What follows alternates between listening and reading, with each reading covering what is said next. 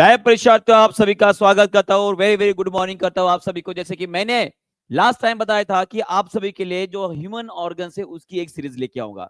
Last time हमने liver के बारे में पढ़ा है और आपका बहुत अच्छा रिस्पॉन्स उसके लिए मिला है। तो आगे बढ़ते हुए जैसे कि मैंने आपसे वादा किया था कि अभी हम पढ़ने वाले ह्यूमन हार्ट के बारे में, माने कि मानवीय हृदय के बारे में।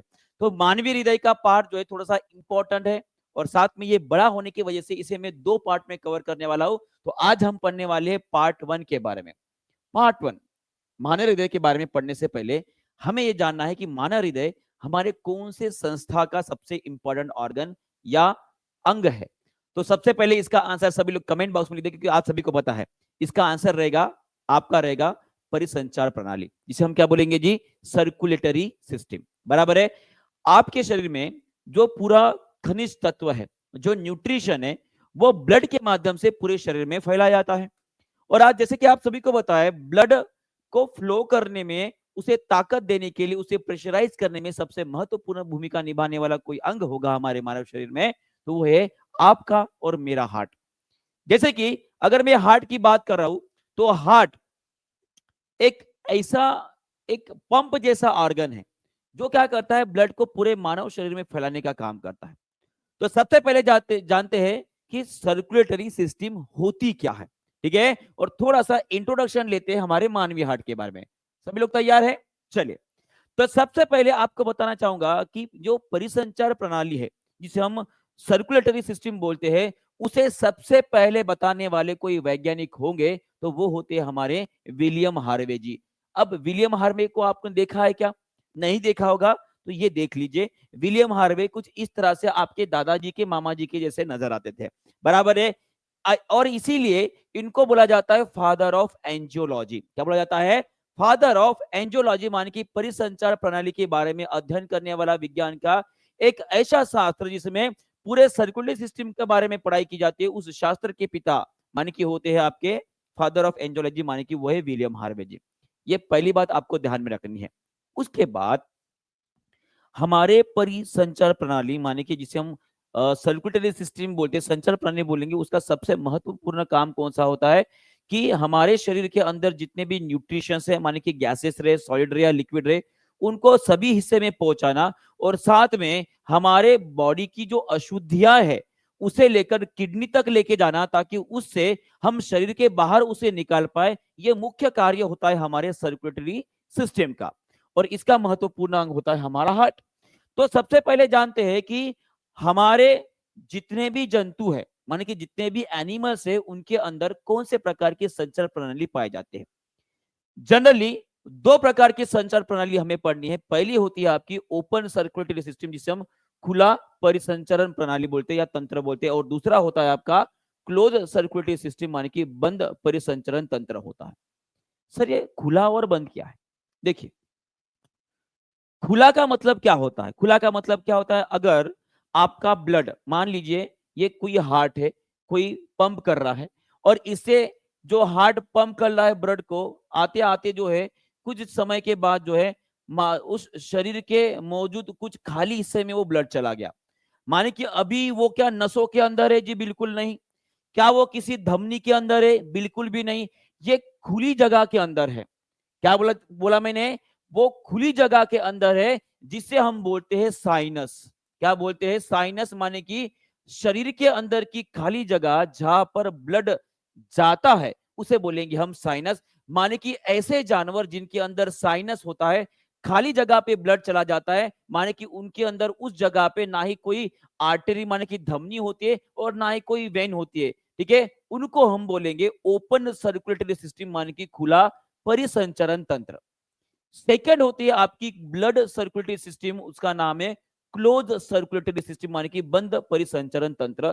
सिंपल सी बात है। अब यहां पर आपकी कोई भी खाली जगह नजर आ रही है क्या? बिल्कुल भी नहीं। माने कि हार्ट से खून निकला, निकलते निकलते यहाँ पे कहां पे गया? ये आर्टरीज में गया, आर्टरीज के बाद ये कैपिलरीज में जाएगा, और कैपिलरीज के बाद जो है आपकी आर्टियोल्स में, माने कि वेन्यूल्स में जाएगा, और वेन्यूल्स के बाद फिर से वेन्स के जरिए आपके हार्ट तक पहुंचा गया। एक बात मुझे बताइए, यहां पर ब्लड जो घूम रहा है, क्या कोई किसी खाली जगह पे गया? बिल्कुल भी नहीं गया है। क्या?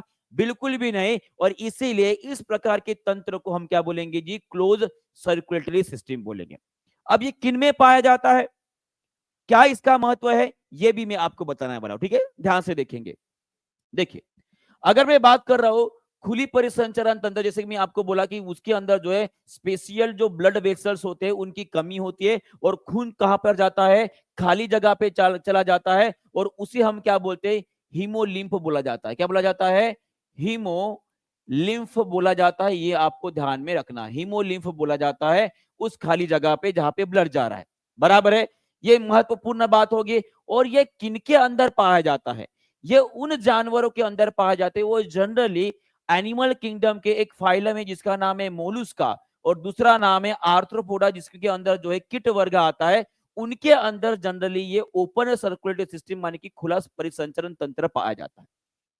सर, क्या उसका कुछ फायदा है, क्या इसका कुछ नुकसान है? मैं बोलना चाहूंगा इसका एक नुकसान है। नुकसान यह होता है कि इनके अंदर उतनी ताकत या नहीं पैदा हो पाती है जितनी हमारे मानव शरीर के अंदर क्लोज सर्कुलेटरी सिस्टम में पैदा होते हैं।